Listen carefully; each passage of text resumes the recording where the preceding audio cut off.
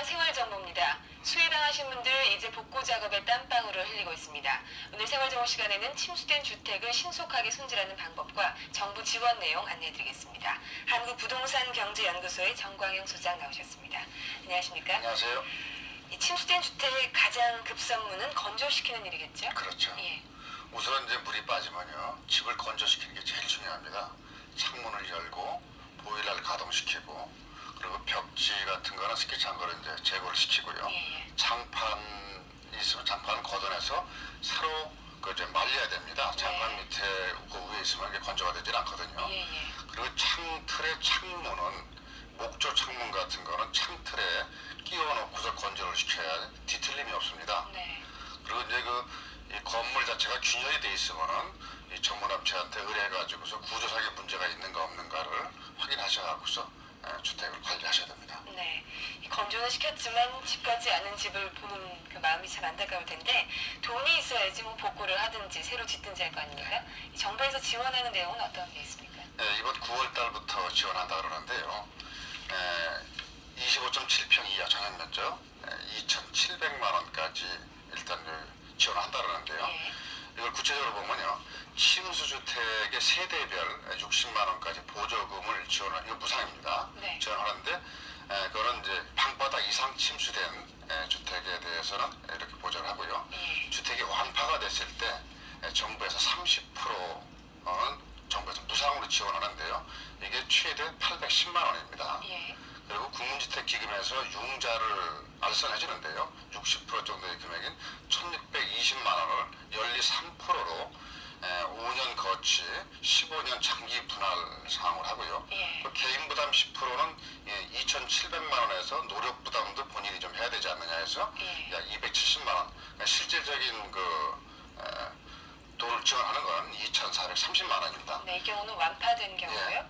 주택이 반파가 됐을 때는 위에 완파된 지원금의 50%를 지원한다 그러고요. 네. 그리고 주택이 완전히 침수가 돼가지고서 구조 안정상에 문제가 생겼을 때는 또 이 반파 지원금 되는 50%까지도 지원한다 그러고요. 만약에 그냥 수리를 원한다 그러면 60만 원까지 보전한다 그럽니다. 네. 또 세입자들이 주택이 무너져가지고서 살지 못한다 그러면 세입자 보조금으로 300만 원 내에서 무상으로 지원한다고 합니다. 네, 예전에 당하신 분들도 이번에 또 똑같이 적용을 받으시겠죠? 그렇죠. 예. 이 돈을 근데 받으려면은 어떤 절차를 거쳐야 되나요? 예. 우선 읍면동사무소에 신고를 해야 됩니다. 예. 그러면 읍면동사무소에서 현장을 확인해서 시군구청에다가 보고를 합니다. 그러면 시군구청에서는 재택적본부에서 다시 확인해가지고서 다시 시군구청에서 돈을 융자를 해주게 되어 있습니다. 네. 보통 어느 정도 걸리던가요? 뭐 상당히 빨리 해준다 그러는데요. 예. 시간이 좀 걸릴 거라고 봅니다. 한 달 정도 안에 되겠죠. 참, 한 달이면 꽤 오랜 시간이 좀 걸리네요.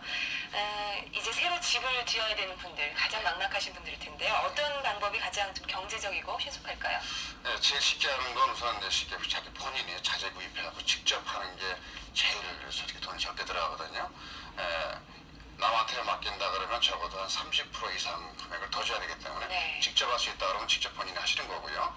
또 그게 아니라 그러면 전문업체한테 의뢰해서 복구하는 방법이 있는데요. 이건 분명히 견적서를 몇 개의 업체한테 분명히 받고요. 그리고 공사 금액을 정확히 하시고 계약서에 추가 비용이라든지 향후 하자 보수 같은 걸 확실하게 명기하셔가지고서 하시는 방법이 있고요. 또 전체적으로 공사하지 않고 부분적으로 우선 급한 데만 복구하는 방법도 있습니다. 네. 새 집처럼 단장할 수도 있겠지만 좀 개보수 작업을 통해서 조금은 좀 새롭게 보이고 싶고자 하는 분들도 계실 텐데요. 그렇죠. 그런 방법은 어떤 게 있죠? 예, 우선 제일 중요한 게 이 개보수하려고 그러면 외관만 일단 수리하는 방법도 있거든요. 외관만 수리한다는 거는 뭐 페인트 칠만 하더라도 미적 감각도 실험적인 상태가 충분히 나올 수가 있고요. 또 낡은 아파트 주택 내부 개조하듯이 일부 내부를 새롭게 도배를 한다든지 또 페인트 칠도 내부 새롭게 한다든지 하는 방법이고, 욕조나 싱크대, 도배 등 일부분만 개조하는 방법이고요. 전체를 완전히 다른 방법도 있는데요. 결과적으로 개보수하는 거는 색채의 조화, 그 다음에 금액을 많이 집어넣는 게 아니고 저렴한 가격으로 그 조화를 이루게 한다 그러면 효과적인 상태의 수리 방법이 되겠습니다. 네, 개보수를 할 때 기존 건물의 용도를 다른 쪽으로 좀 변경하시고 싶으신 분들은 어떻게 하면 좋을까요? 그렇죠. 금년 5월 9일부터 건축법이 바뀌었습니다. 예. 그래갖고 용도 변경을 쉽게 할 수가, 신고만 하면 할 수가 있거든요. 예. 현재 주택으로 쓰고 있는 거를 근린생활시설, 예를 들어 약국이나 다방이나 음식점 등을 신고만 하면 바로 바꿀 수가 있거든요. 기존에 있는 주택을 효율적으로 수익성 있는 부동산으로도 지금 이 기회에 바꿀 수 있는 방법도 좀 활용하신다 그러면은 좋은 결과가 나올 수도 있겠습니다. 네, 아무쪼록 그 정부의 지원이 좀 빨리 또 많이 이루어지기를 바라는 마음입니다. 오늘 침수주택 관리 요령 알려드렸습니다. 한국부동산경제연구소의 정광영 소장이셨습니다. 오늘 말씀 고맙습니다. 맞습니다.